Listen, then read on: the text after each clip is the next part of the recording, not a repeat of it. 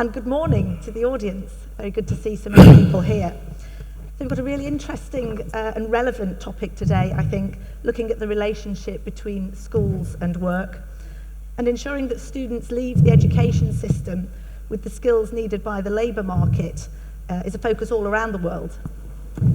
Here in Africa, the expected substantial increase in the working age population by 2030 means that it's essential to develop and improve this relationship.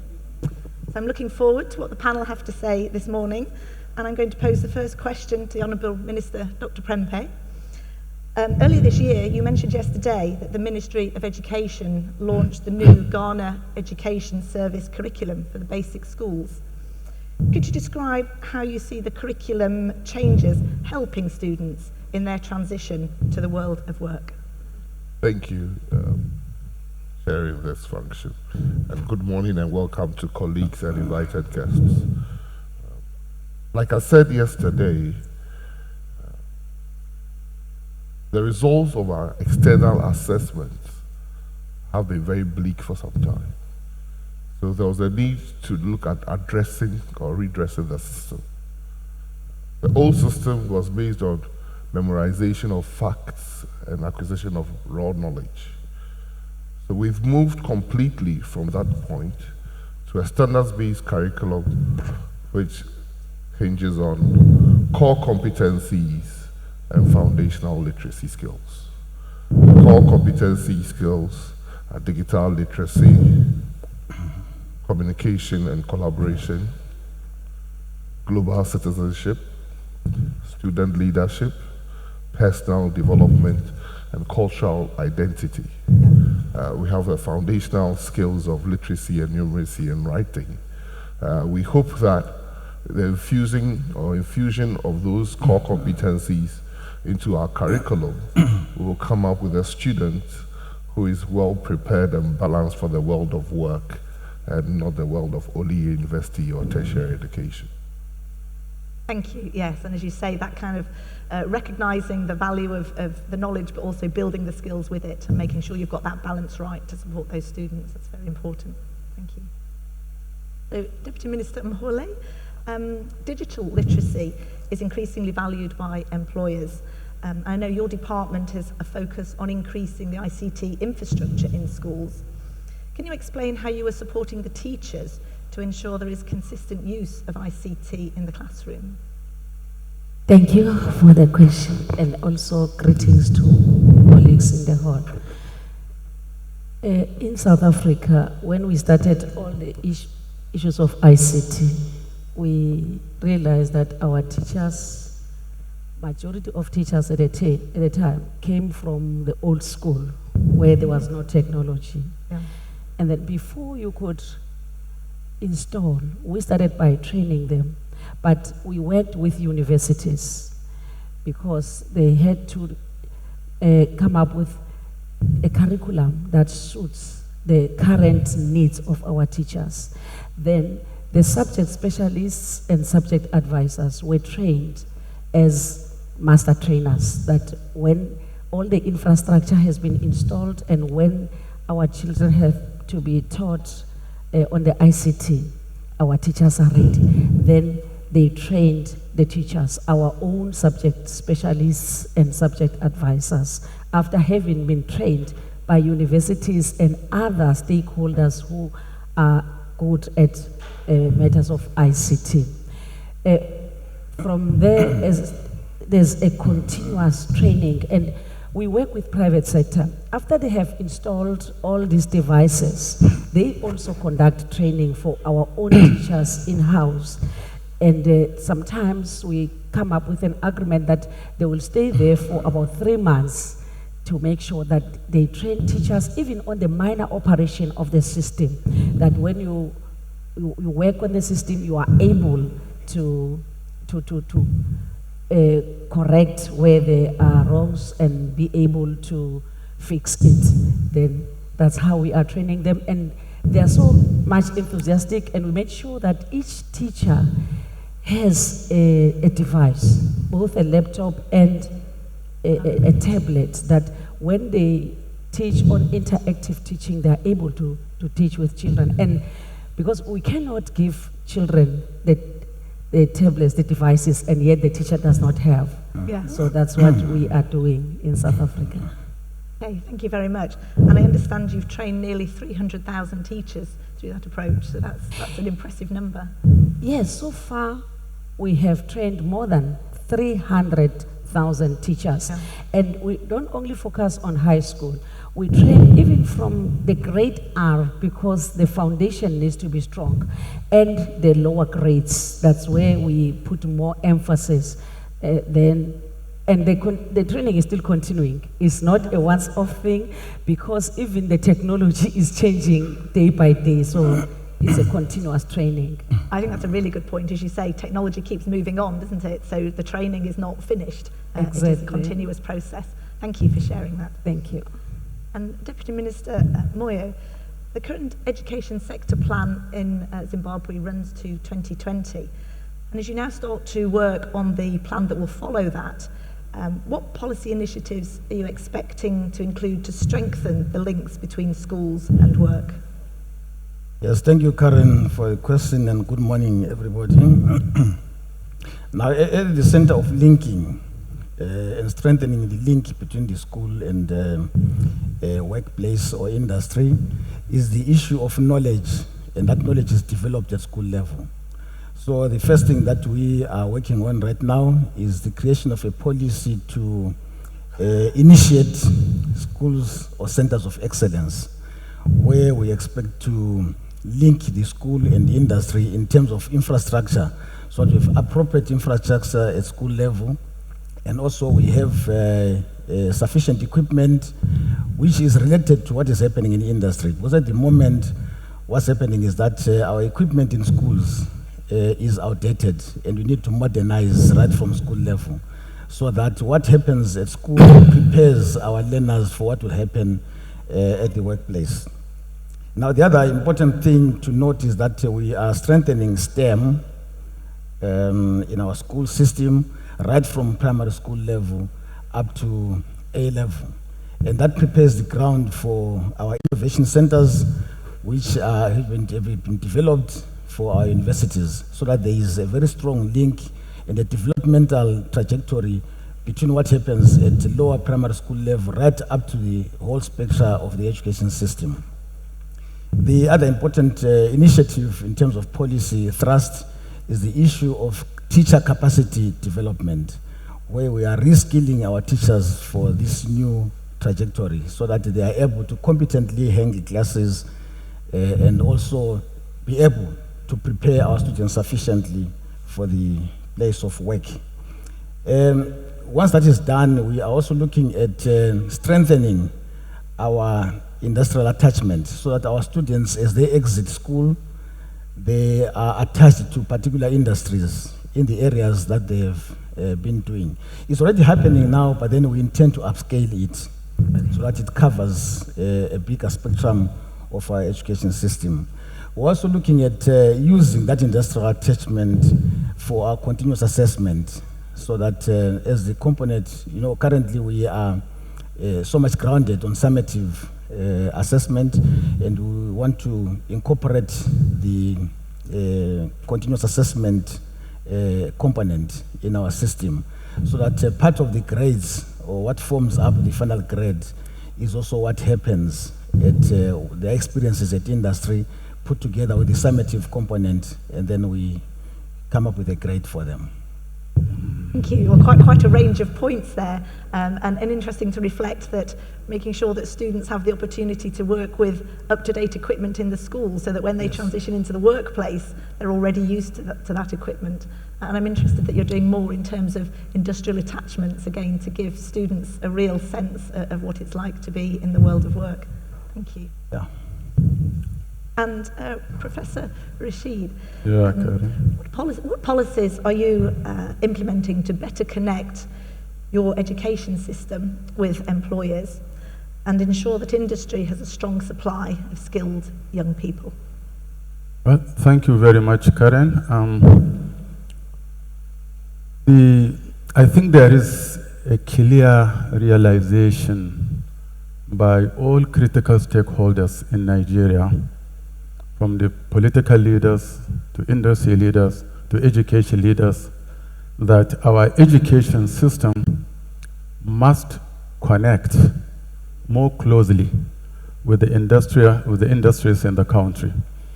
2-3 examples of good policies of government is: one, government has directed all the regulatory agencies in the country, from the educational resource development that regulates the basic and secondary education, to National Board for Technical Education that regulates the technical and TVET education, to National Universities Commission that regulates the university education.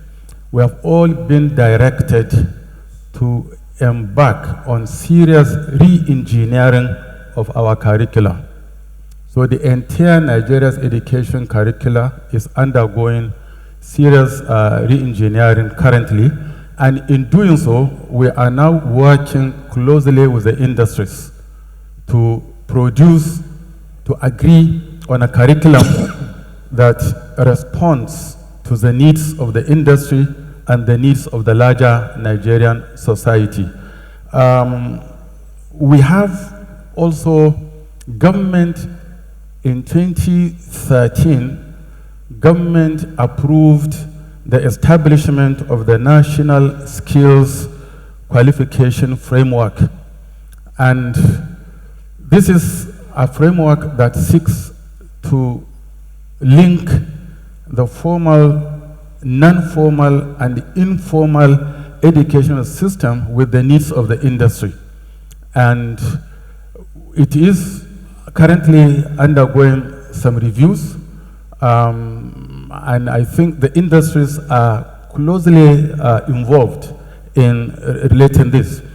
We have, under the direction of government, signed a memorandum of understanding just last year between the National Universities Commission in Nigeria and the Nigerian Economic Summit Group, which is the umbrella body of all industries in Nigeria.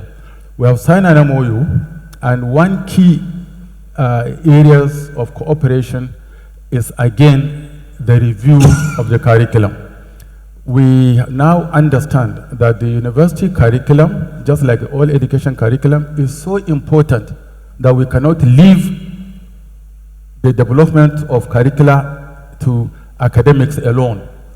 It is not something that the academics, the professors can just close the door and draw up what they think students will. Yeah. So we have now opened that up, and negotiations are currently going on with the key industries in the country to review the entire university curriculum, the polytechnics curriculum, the colleges of education, the entire tertiary education curricula in the country, and to make that very meaningful.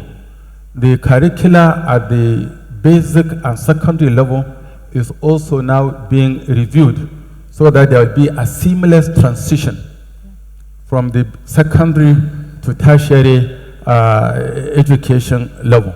I think one final policy I will make example here is just in September this year, the government approved the establishment of what we call the Triple Helix Dialogue Group, comprising representatives of government, representatives of the industry, and the academia.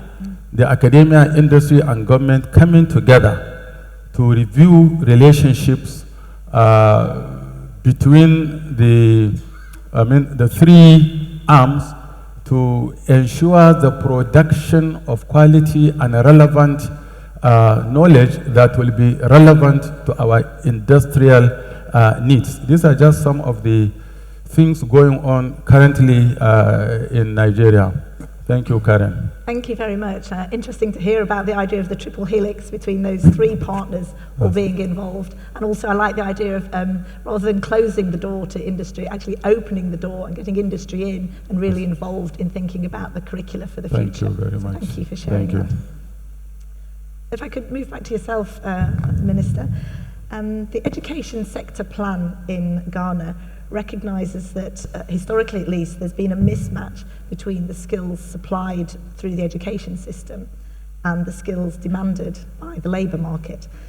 Could you give an example of a policy initiative being implemented through the plan to address this mismatch? Thank you. Our educational sector plan covers the period 2018 to 2030. And it covers the area of education management, finance, basic schools, secondary schools, tertiary institutions, inclusive and special education, complementary education, which is non-formal, so technical and vocational. So it covers the whole group in education. And for that, we have different policies and plans for everyone identified. I can give one quick example. In the technical and vocational education and training area, we met a situation where over 200 institutions are scattered over about 19 ministries. There was no standardization. Most of them, there was no certification, and there was no harmonization, to the extent that some of these training institutions even trained students who were not employed by government agencies because of non-recognition of even the certificates. So Cabinet took the policy decision that we should bring them all together under the Ministry of Education so that we can provide investment, a modern curricula, training, private sector-led training, and ensure that the certification that is produced after going through our TVET system is well recognized.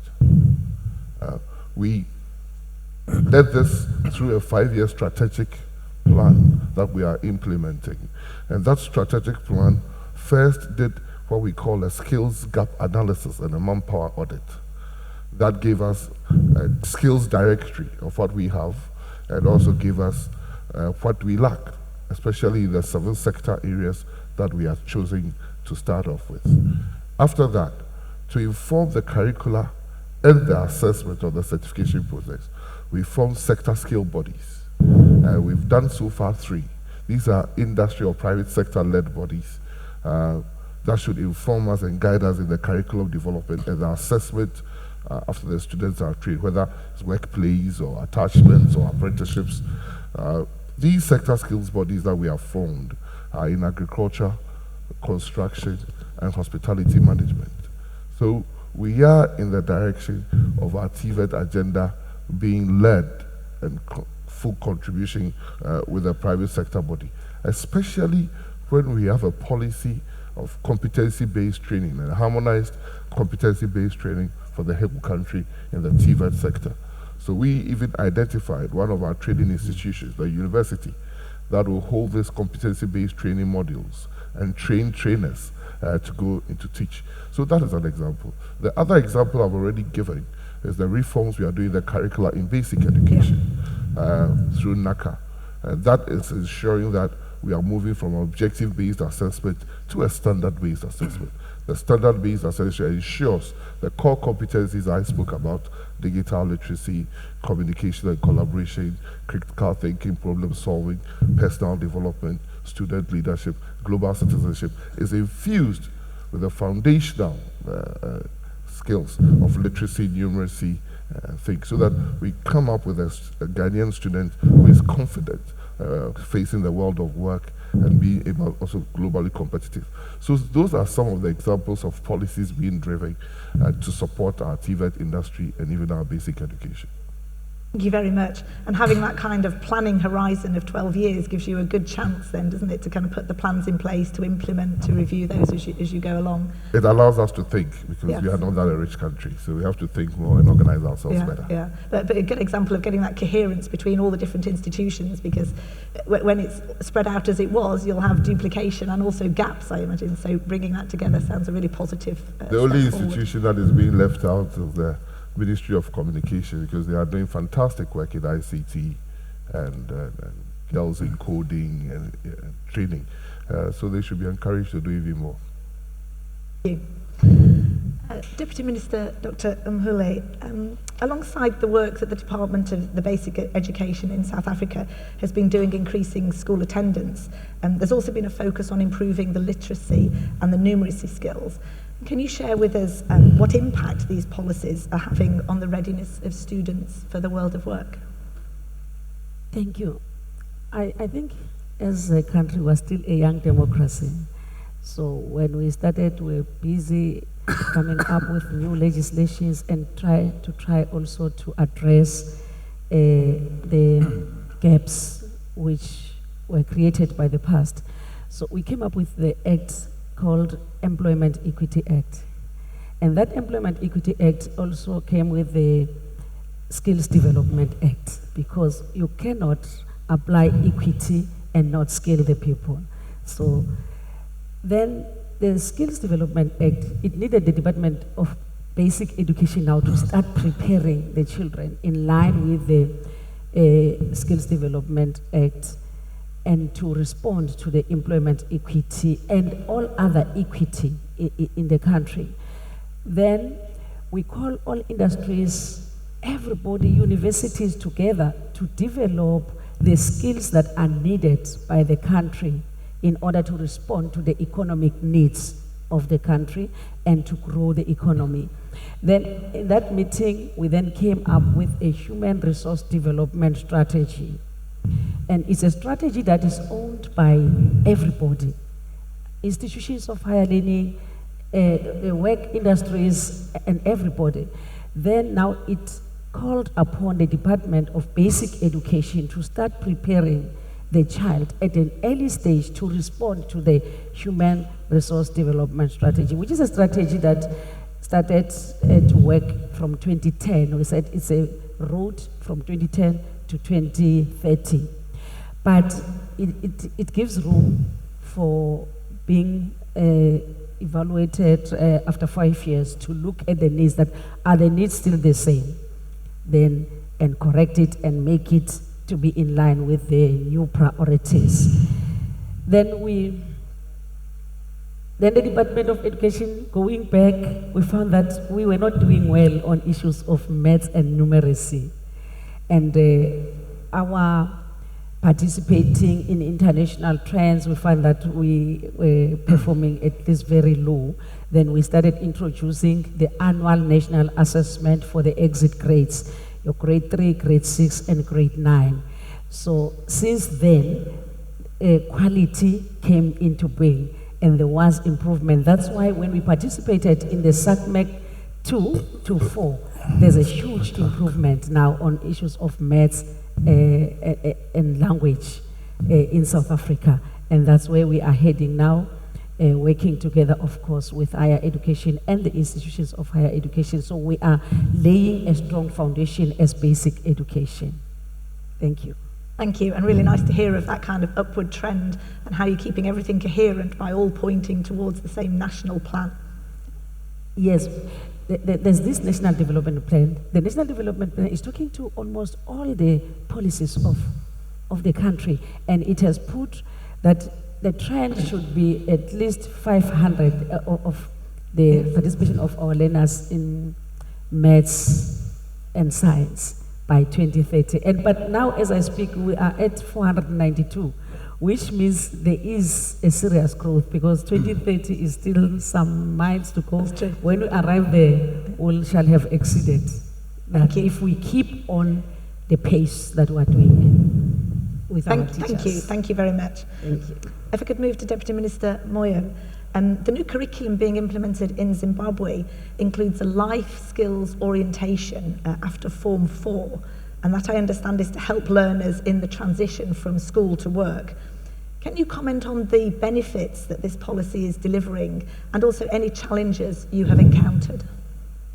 Thank you very much. The life skills orientation program is a product of an infusion of guidance and counseling, which we always have had in our curriculum, and then the new expected skills that we have developed after we upgraded our curriculum. So when you're talking of life skills orientation program, we're looking at both guidance and counseling element and also the new skills And the benefits of this is that it closes the gap between the school, the community, and the larger society.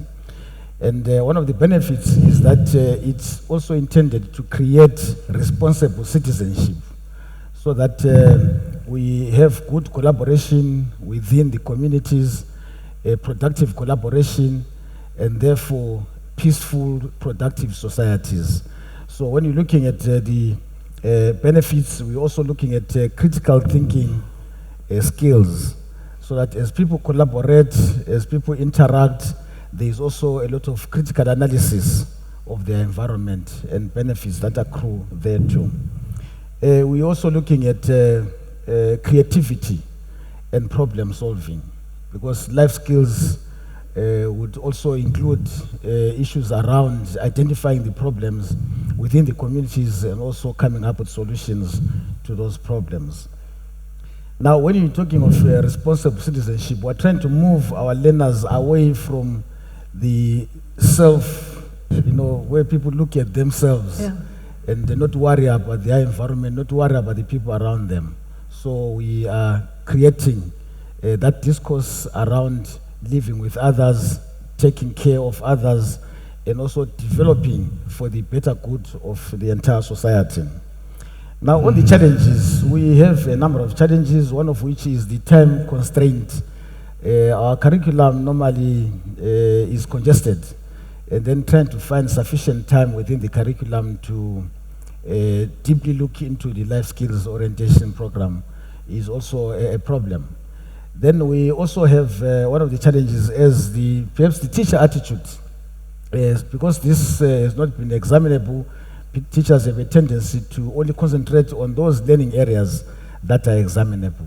And we're looking at how we can infuse those concepts of life skills into the general curriculum, so that they can find traction in pursuing and teaching life skills in the school. They are teaching them, but then we want a deeper understanding of the program and also a deeper focus on the program. The other problem we have is resource constraints. Internet connectivity is low, and we realize that it is an important tool in creating synergies within communities, both locally and internationally. And therefore, if people have to be responsible global citizens, they have to understand, the various cultures, practices, and so forth, so that, that gap in terms of infrastructure for connectivity is also another challenge. We are, however, working towards addressing those challenges so that our connectivity is increased, our teacher capacity development is enhanced, so that they can effectively and competently handle this life skills program. Okay, thank you very much. And useful to hear that, as well as the benefits that you're seeing for the transition to the world of work, that you're seeing wider benefits as well around that kind of citizenship approach. So thank you for that. Yeah, thank you. And Professor Rashid, we know that often teachers may have limited recent and direct experience of the current labour market, and that can make it difficult for teachers to prepare students. So what support have you been able to provide to teachers to improve the transition for students from schools to work? Yeah, thank you very much. I think first we have come to two realizations. One, the role of the teacher is changing. It has already changed. And if teachers in 2019 think that their role is similar to that of teachers 20, 30 years ago, then something is wrong. Today, teachers, are no more the custodians, the sole custodians of information or even education alone. And the master Google and other students can just get any information anywhere. So this realization that the teacher's role has changed. And the second realization that teaching is a profession, but it's a profession that draws from all other professions. In other words, in the training of teachers, they may not necessarily come from one faculty. People might have been trained as scientists and then get on later to train on pedagogy, how to teach what they have learned. Teachers might have come from different sources, from engineering, from this, but they will all come up at the end to teach. So the first support we are given, informed by these realizations, is the one, first let us understand the labor market needs. The analysis, we analyze, we carry out survey of the labor market. Currently, this is what is going on to determine the immediate and future needs of the labor market. And then we can now begin to do two things. For teachers who are already teaching at all levels, they will require more retraining, and either through continuous professional development, the CPD, not just getting them to acquire higher degrees, which may just be more academic than helping. But we have a special project in Nigeria, which we popularly call the TTTP, the Technical Teacher Training and Production, where the teachers involved in the wider TVET world, the technical schools and colleges, are given support to undergo some professional retraining to get them come to terms with the current needs and the requirements of the labor market. But essentially, the real changes are taking place at the training point in our tertiary education landscape, where TIWES and SIWES, the students' industrial work experience, which is now made compulsory, mandatory for all students in tertiary education institutions to undergo a 6-month compulsory industrial attachments. And now we are extending this to the teachers, and teachers at all levels, from professors in universities to basic school teachers, to try and encourage, especially in the universities and polytechnics and colleges of education, encourage them to spend part of their work life in the industry. Instead of a professor spending 6 years teaching and then moving to another university for a sabbatical, that sabbatical year should be spent in an industry, and then they come back. So through that, we feel they will have impact on the students they are training. And these students, many of them will end up being teachers, and they will now be able to impart better quality, technical quality of their profession. Okay, thank you very much. Thank you very much. I'm conscious of time because we do need to be ready for the President's visit. So I think we can just very quickly have one question each, but if you could be really brief and concise in your answer. So Minister, could you share just perhaps one example of where in Ghana there's been some work with employees being involved in schools to improve opportunities for students? Thank you. Like I said before, we work closely with the Ghana Employees Association, Private Enterprise Foundation, Association of Ghana Industry, Federation of Professional Trade Associations of Ghana. We work with them, I've already said, on the development of the curriculum and the assessment, including workplace attachments and understudies. I'll give an example. We have Adamu Technical Institute.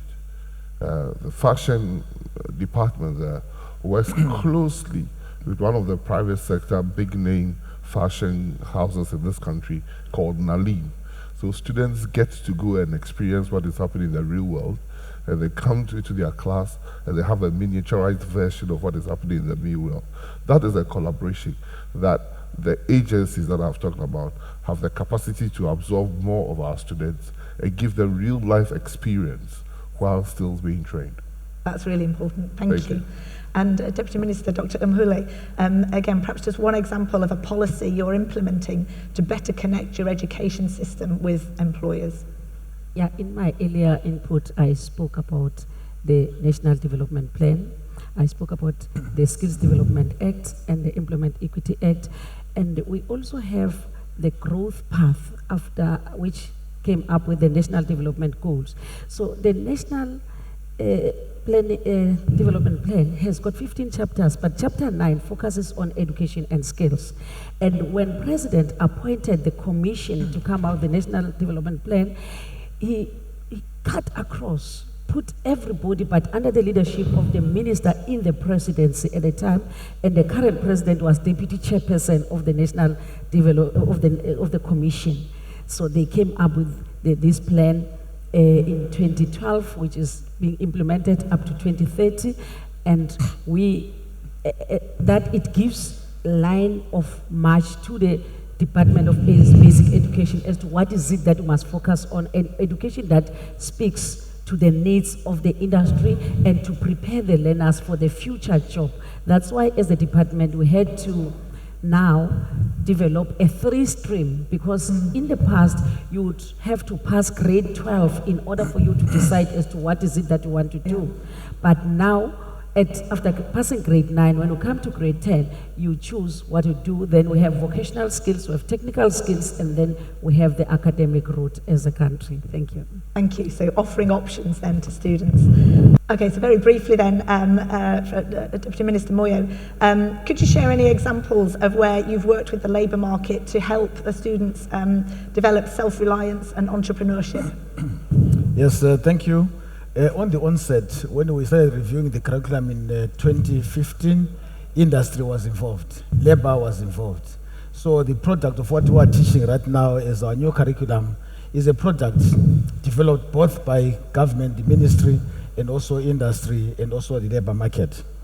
Now, one of the areas of collaboration and to indicate the synergy that we have between the industry and the ministry is that industry and labor sponsor a number of activities like sports activities. They sponsor some competitions, essay writing, some innovation areas that they are supporting. So we are working together in that area. And our visits by our learners to different industries and the general labor market. And on the entrepreneurship side, there is a lot of working together and sponsorship of entrepreneurship initiatives by learners. Thank you. Thank you, and thank you for being brief.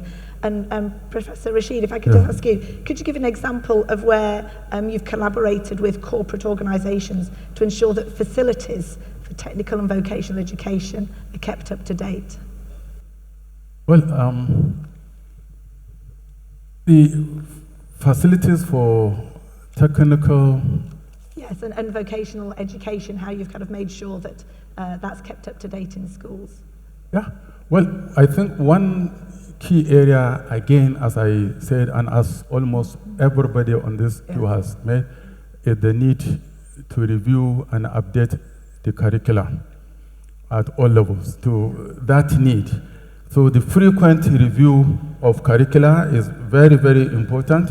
And then, of course, the procurement of relevant and adequate technological equipment, especially bringing in the IT to deepen the penetration of information technology in what we do is very, very important. So, you see, we in Nigeria, for example, it's very important to understand that we are working with a very, very large number of youth. When we talk of under 15, we have over 86 million under 15 students in our country, children in our country alone. So this is a very important task, but It's a great we are challenge. others. isn't Thank it? you very much. Thank you very much. I'm Thank sorry you. to rush you there. Thank you. Well, to say thank you very much to the panel, Honourable Minister Dr. Prempeh, Deputy Minister Dr. Mhaule, Deputy Minister Moyo, and Professor Rashid. And I think we have heard some things there that are similar experiences in countries, and I think there's something for us all to learn there. So we know that identifying and engaging with industry stakeholders to increase that collaboration between the education system and the labour market is really vital to give young people the best chance of either finding jobs or creating jobs themselves. So I hope that the experience of hearing from these countries and then reflecting on that will help you, your work in addressing this challenge. So thank you very much again. I'm not sure if we've got time for the Cambridge video. Perhaps that could be played whilst we're setting the stage. Thank you once more. Thank you. Thank you very much, Minister. Much appreciated. I'm sorry that was a bit rushed. Thank you very much. Yeah, we have to. Thank you. Just don't keep them there. Thank you, my brother. Thank you. Thank you, Prof.